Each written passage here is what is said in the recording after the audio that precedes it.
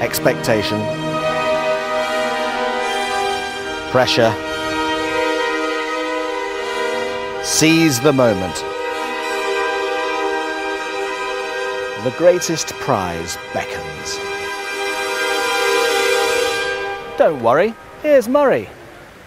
And for fans of Purple Flowers, there's a lovely shot just to kick things off. And after all the drama of yesterday, we had nobody taking anything for granted today in the men's and ladies singles. Two former champions here to discuss the events of today, and both their countries have agonising evenings ahead of their big World Cup matches tomorrow, which we will maybe just drop into the conversation a little bit later on. It'll be interesting to hear. Martin Johnson, I'm sure, will play down England's victory, but Warren Gatland, in a sense, he's got a hard job putting a positive spin on where Wales are at the moment.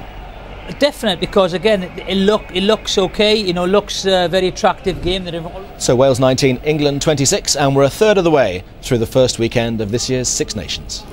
Yeah, there's extraordinary synchronicity there. As the gun went in the pool for that race, the gun went on the track for Andy Turner's high hurdles victory. It was, I gather from the powers that be, literally they went off simultaneously, and it was a great performance, and the first time ever an English 1-2-3. Welcome to Stade de France for the final match on this opening weekend of the Six Nations Championship. And this is an anniversary for the international game to cherish, because this is the centenary of France's first ever victory in the then Five Nations Championship. Their opponents then, as now, Scotland. The match was played at Stade Colombe in front of just 6,000 people.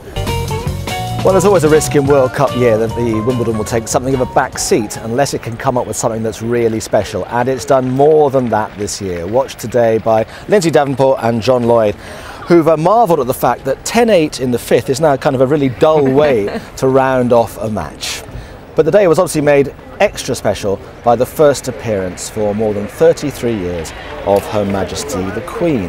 One of the abiding pictures I have is your mother, her face wreathed in smiles. It was a fantastic moment. You could just see how inordinately proud she was then.